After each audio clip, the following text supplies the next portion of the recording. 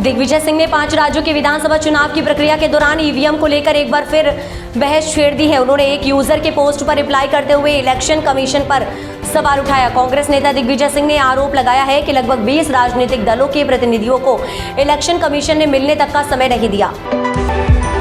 मध्य प्रदेश में मौसम ने अब करवट बदल ली है। सुबह शाम यहां गुलाबी ठंड ने अपनी दस्तक दे दी है। वहीं प्रदेश के कई जिलों में पारा 5 डिग्री के नीचे आ गया है। मौसम विभाग का अनुमान है कि अक्टूबर महीने में गुलाबी सर्दी का ही असर रहेगा, जबकि नवंबर महीने से सर्दी में इजाफा होने लगेगा। तेजस्वी यादव बीजेपी पर जमकर हमला बोला। उन्होंने बीजेपी को दंगाई पार्टी कहा। तेजस्वी यादव ने कहा कि हम लोग बिहार को मिलकर आगे बढ़ाने में लगे हुए हैं, लेकिन कुछ लोग और दंगाई पार्टी झंझट कराते रहता है। हम लोग काम कर रहे हैं, लेकिन कुछ लोग जुमलाबाजी और दंगा फसाद में लगे हुए हैं। रीजनल रैपिड ट्रांजिट सिस्टम की ट्रेनों नमो भारत के नाम से जाना जाएगा। आधिकारिक सूत्रों के हवाले से यह जानकारी दी है। दिल्ली गाजियाबाद मेरठ RRTS कॉरिडोर के 17 किलोमीटर लंबे प्राथमिकता वाले खंड को उद्घाटन के एक दिन बाद यानी 21 अक्टूबर को यात्रियों के लिए खोला जाएगा।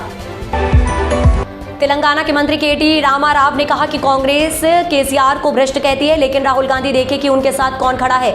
देश में रेवंत रेड्डी से बड़ा कोई भ्रष्टाचारी नहीं है। रेवंत ने के आगे दाऊद और शोभराज भी छोटे हैं। उन्होंने आरोप लगाया है कि पहले ही कांग्रेस पार्टी को बीजेपी को बेच दिया है।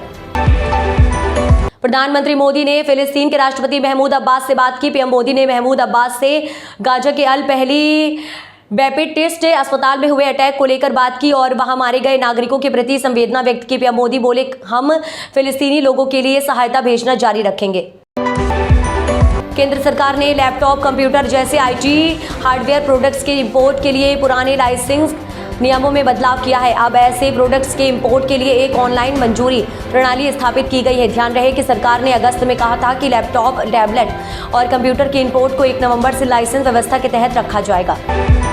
शिवसेना सांसद संजय राउत ने कहा कि असम के सीएम जिस पार्टी में है वह हमास से कम नहीं है। उन्हें पहले इतिहास पढ़ना और समझना चाहिए। वो बीजेपी में है तो उन्हें फिलिस्टाइन इजराइल के बारे में पूर्व पीएम अटल बिहारी वाजपेयी की क्या भूमिका रही है उन्हें जानना चाहिए।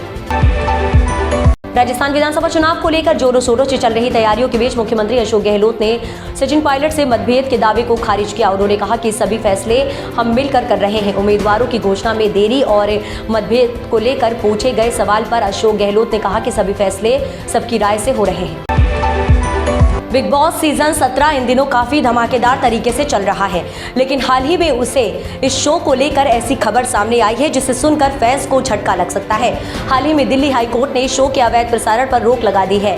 वाईकॉम 18 मीडिया ने एक मुकदमा दायर किया जिसमें कहा गया है कि कई वेबसाइट अवैध रूप से शो का प्रसारण कर रही थी। अब अदालत ने उल्लंघन करने वाली वेबसाइट को ब्लॉक करने का आदेश दिया है।